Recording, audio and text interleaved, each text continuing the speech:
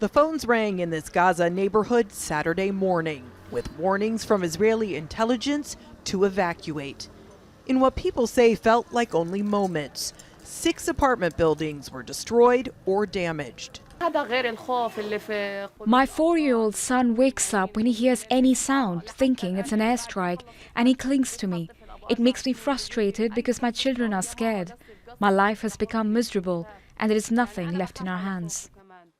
Malik Shamalik says she can't even dig out a shirt from the rubble for her 2 young sons. The family is homeless, but will have to find money to pay the mortgage on the apartment and find a new place to live.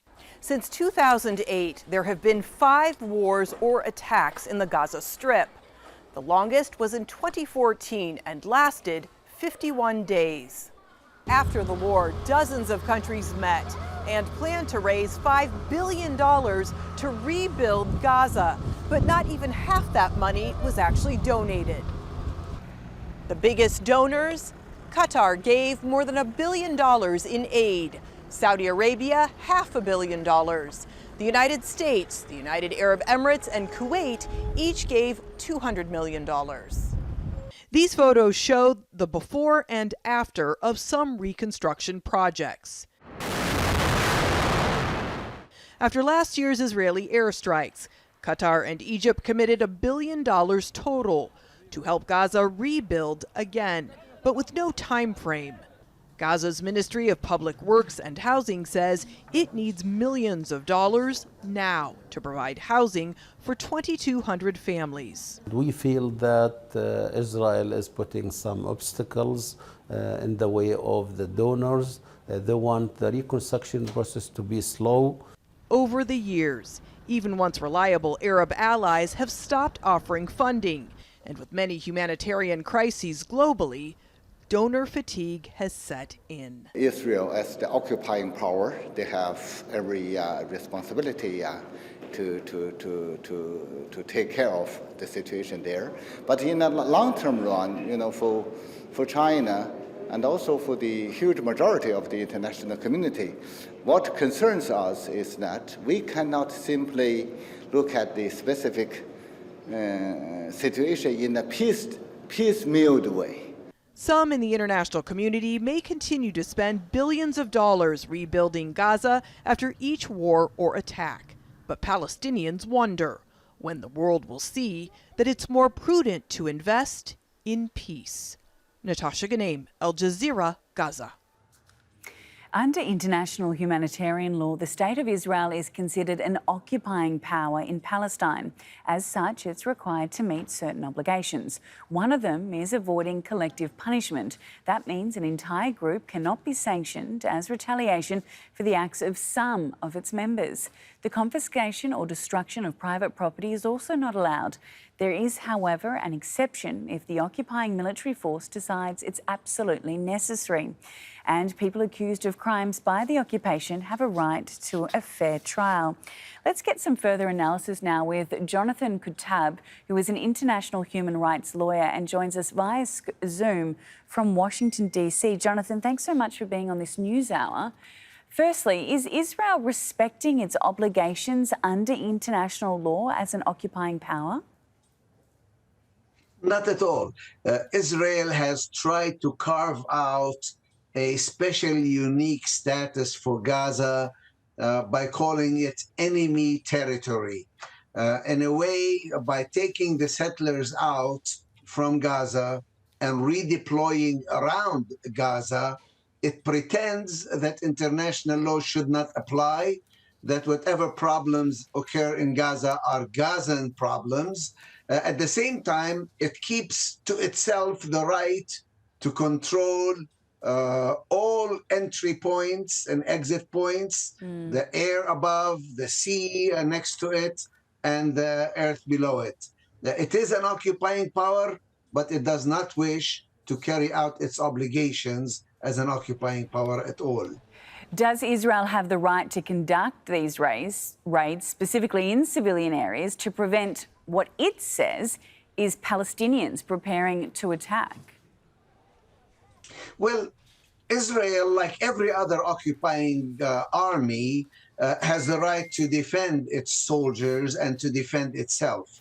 The problem is that Israel has morphed this right of defense of its forces into a right to do absolutely anything and everything at once. Under the laws of war and under the laws of occupation, there are certain regulations. For example, you cannot use collective punishment. You cannot simply destroy things because you do not like for them to be there.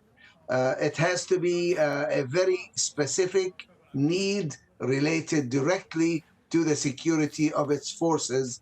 And right now, they don't have any forces inside the territory. They are surrounding it and they are controlling it from the air and from the ground and from the sea. So I don't understand exactly the claim of self-defense or protection. So then what process is there to investigate allegations of these breaches of international humanitarian law? There isn't. Well, actually, there is. The Security Council has the right to intervene and to even impose sanctions on Israel. But the United States, of course, uses the veto power to prevent the Security Council from carrying out its functions. Also, whenever they try to investigate, Israel refuses to allow access to international bodies to enter and investigate.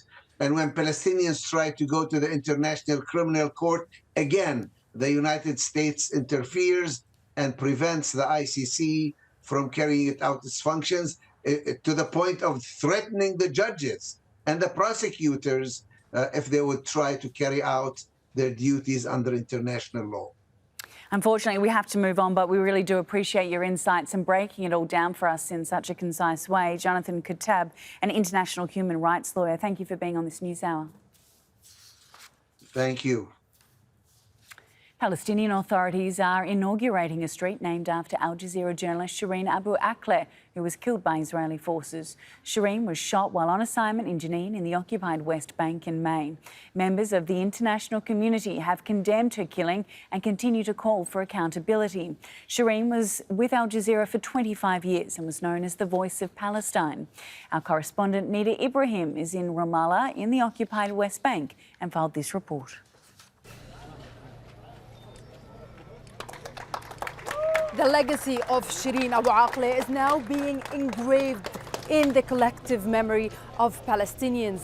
This street, the Shireen Abu Akleh Street, is where she used to walk to work every day. It's very close to Al Jazeera's offices. This is a street she used to walk in and work for more than 25 years.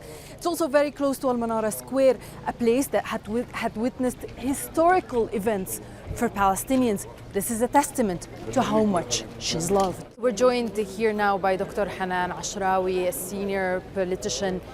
What does it mean for Palestinians to have a street named after Shireen Abu Akleh? No matter how many honors are bestowed on the memory of Shireen Abu Akleh, she is no longer alive, she is no longer with us, and she was assassinated and deliberately killed by an Israeli sniper. So Shireen deserves all this recognition, but the most important recognition is the fact that she is held dear in the hearts of every Palestinian. I think it's very important, the place of the monument actually here, because it's the place where mostly university students pass by here every day to see, and most of them are the future generation. They're going to become journalists, and she's a very significant example for them, excellent example for them. Not only here in Ramallah, but elsewhere in the occupied West Bank, we see pictures of Shireen, murals being drawn by Palestinian artists. Everyone here wants to send a clear message that it's been 90 days since Shireen was killed, and her killer hasn't been held accountable.